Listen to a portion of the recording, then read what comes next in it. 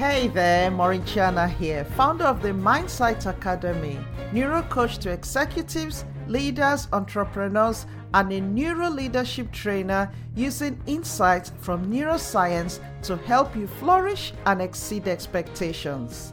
Welcome back to another episode of Lead to Excel podcast, a show designed to equip you with knowledge to understand the science of how your brain works so that you can unlock your leadership potentials with the tools to rewire your brain for you to flourish, excel, and achieve high performance in every area of your life.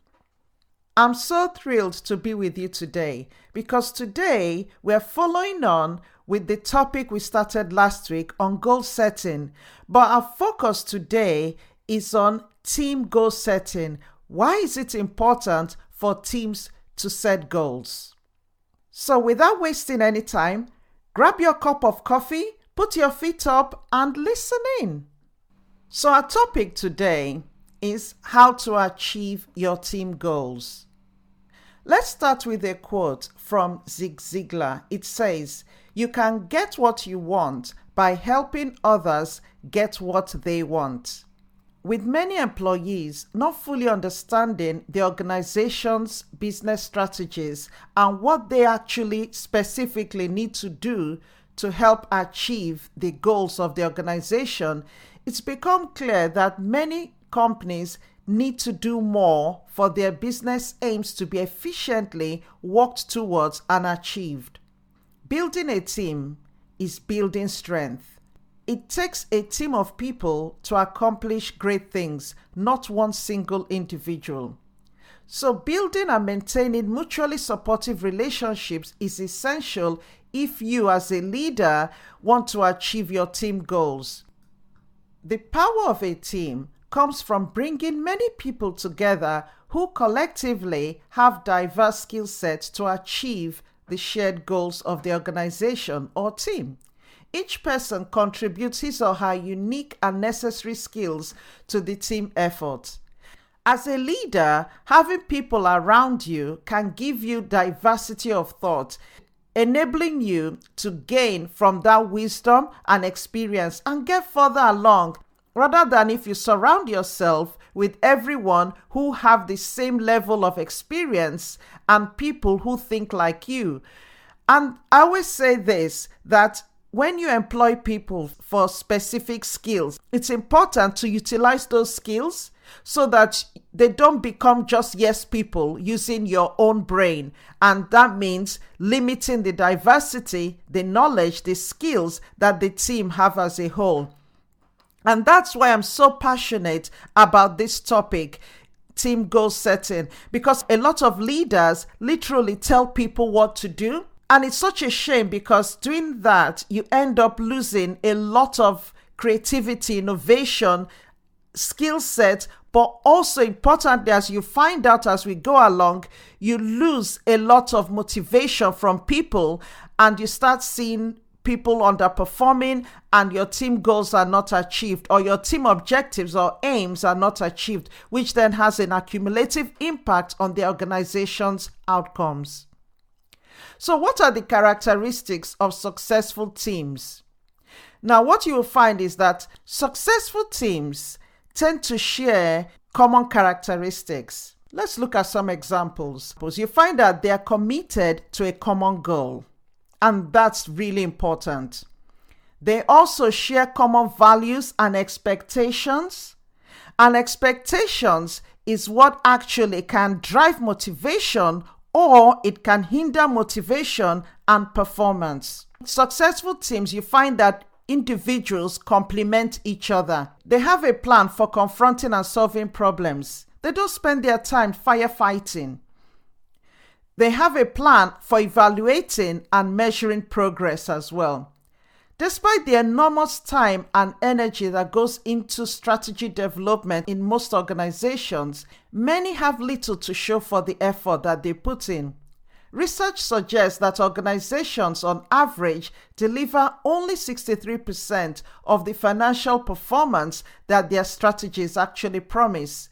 Even worse, the causes of this strategy to performance gap tend to be invisible and unknown to top management.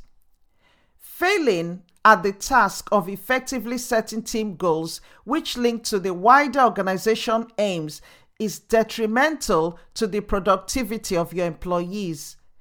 If they don't know why they are being assigned a given task, or they're unclear where that task fits into the larger organization vision, they are actually less likely to be motivated to do it. When I speak to a lot of managers and ask them why they don't bring in the team into planning projects or planning goals or having these shared goals, a lot of times they feel them doing it themselves protects the team from doing the work. But the point is that when you speak to team members, which I've done in so many instances, the team members actually feel that management don't value them or don't value their opinions. That is why this is so important. And don't make the mistake of just asking them or doing this goal-setting exercise, but then going to do something else, which I've seen so many times.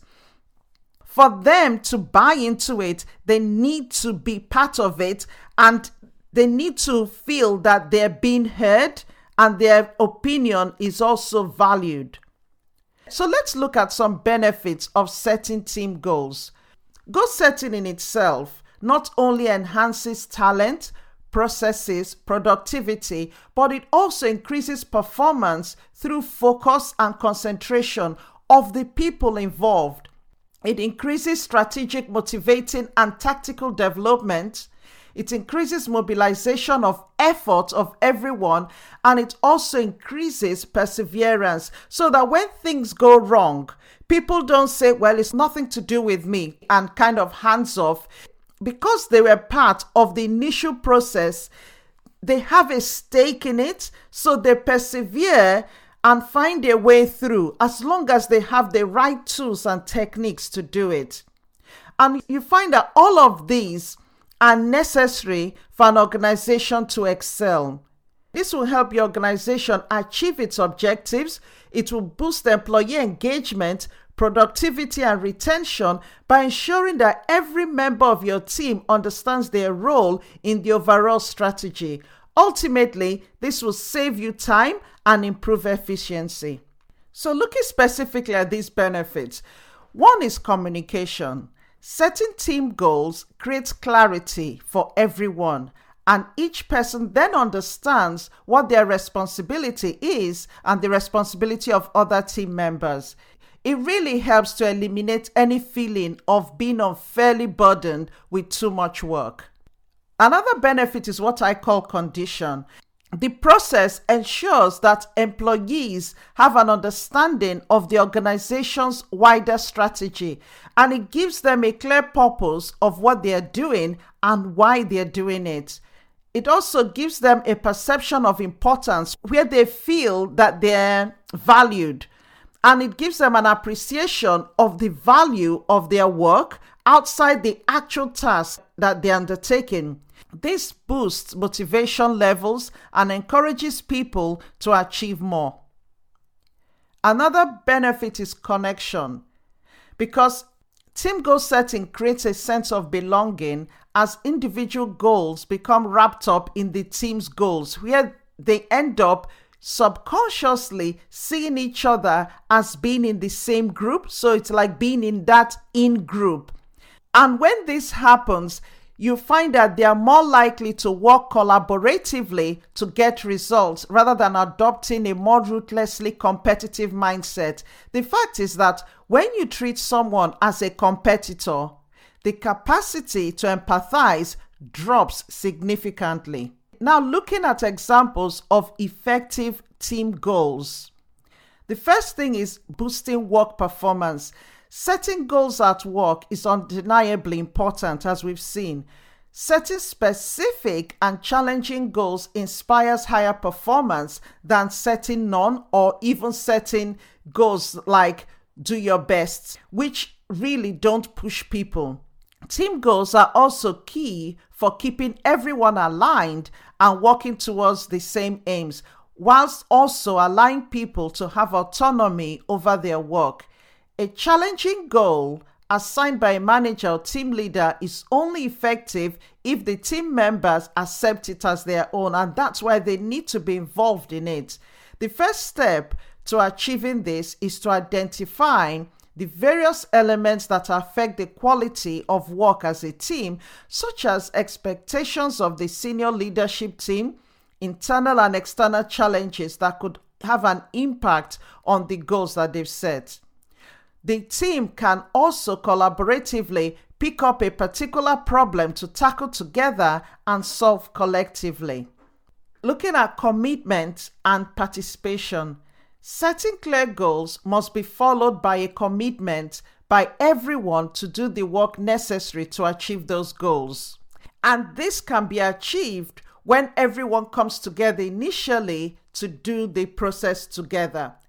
A key goal that every team needs to possess is to meet deadlines of tasks.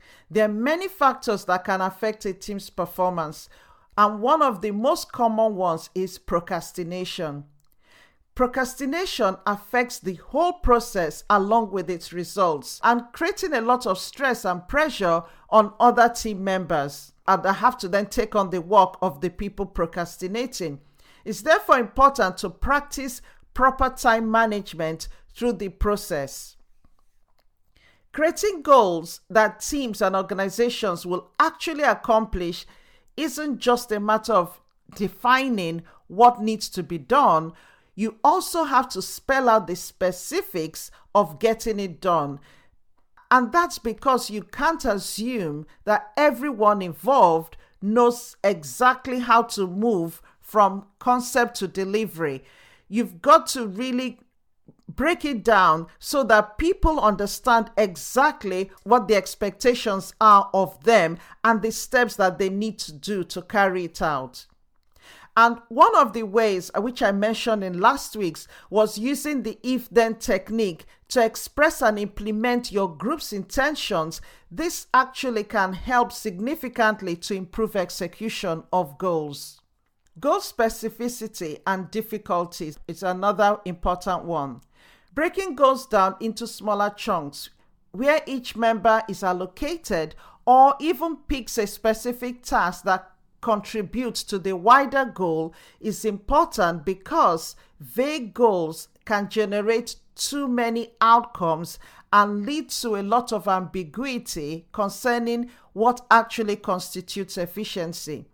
It also helps to identify problems quickly and direct problem-solving activities to that area before it gets too late and you end up firefighting instead of actually following the process through.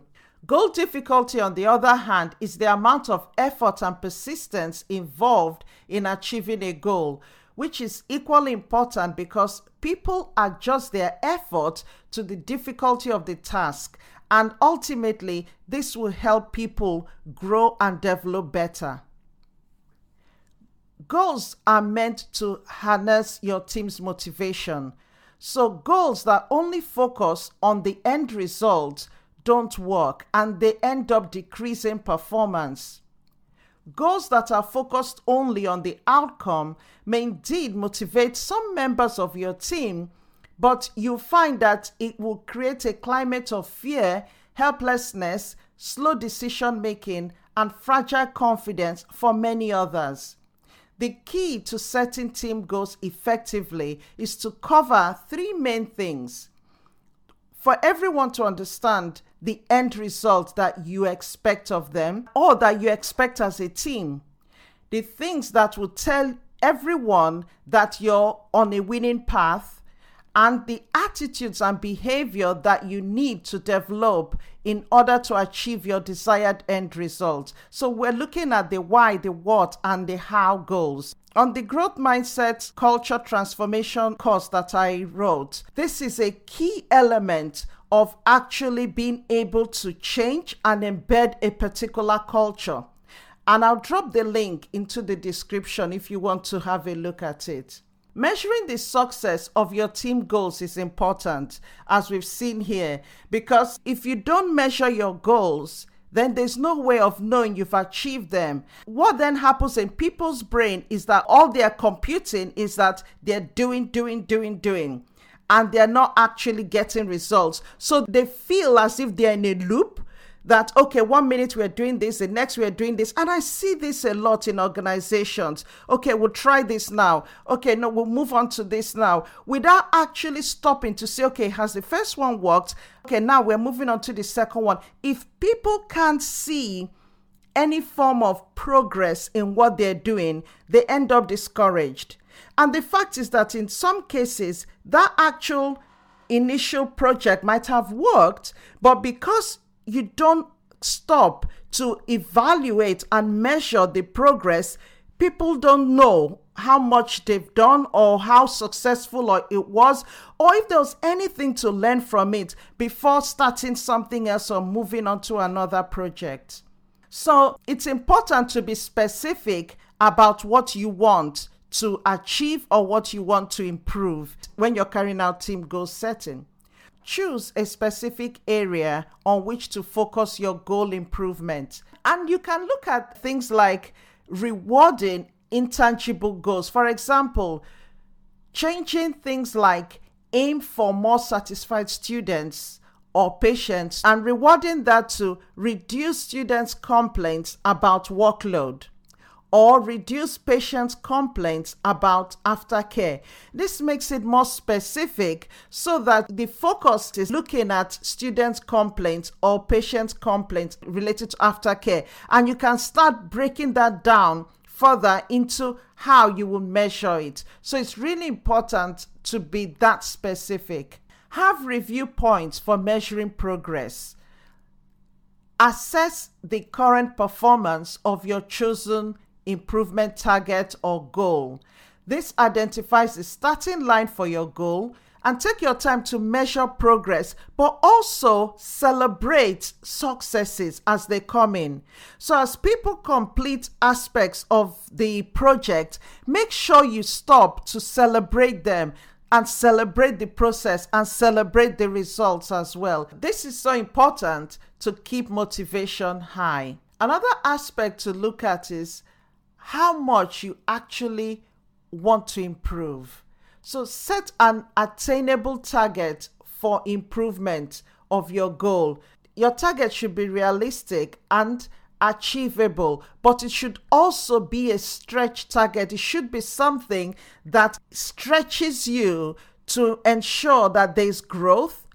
Setting a target that is much higher than your current capacity can end up being counterproductive unless you identify that gap and fill those gaps before it becomes a problem, which might include things like upskilling, training, or even bringing somebody else into the team or giving it to somebody else to do it. It's important that in setting the goals, the right people are allocated the right tasks, and they're also given the right support. Goals that are attained create motivation. Unrealistic goals can be very discouraging. So it's important that the goals are achievable, but you need to stretch people in order for growth to occur. Then the question is the time scale. You need to set a deadline for accomplishing your goal. The deadline also should be realistic and it should be attainable. Don't set goals that make people feel that they've been set up to fail. Depending on your target, breaking your deadline down into periodic review dates will definitely help your progress and will help you in monitoring progress, and it will make those stretch targets more manageable. It will also ensure that if there's anyone who is struggling along the way, it's picked up quickly before the end, and then finding that the person is still way behind, and then it has an impact on what everyone else has done. So in summary, setting team goals sets the bar high for everyone. Breaking down these goals into more manageable chunks and assigning them to individuals is a fantastic way to keep people on the same page, to keep people motivated, and it also allows everyone to maintain autonomy over their own work So as a leader, your role is to translate vision into reality, and using team goal setting efficiently and effectively is a great way to turn your vision into reality. And if you want to know more about the if-then technique, have a look at my previous podcast. But I'll just give an example here. Suppose your direct reports have been missing a lot of deadlines in terms of submitting possibly a weekly progress report, and you ask them to set goals to enable them to keep you better informed of what they're doing. Now, we know that people might have good intentions, but when things get busy, they can forget. I remember once I wanted managers that I work with to give me a weekly report for their area every Friday by 3 p.m. And I found that every single week I'll have at least 1 or 2 people that were missing it. This is what I implemented, and it worked perfectly. So I got them to create an if-then plan. If it's 3 p.m. on Friday, I will send Maureen an email with my progress report for the week. Now the cue is that at 3 p.m. on Friday, this becomes wired in their brains to then take action. So once that if part of the brain is detected, the mind then triggers the then part to come into play. They started executing the plan without even having to think about it, because it's now gone into the subconscious brain that once it's 3 p.m., I've got to carry out this action. So when the clock hits 3 p.m. on Friday afternoon, they basically reach for their computer and send off the report.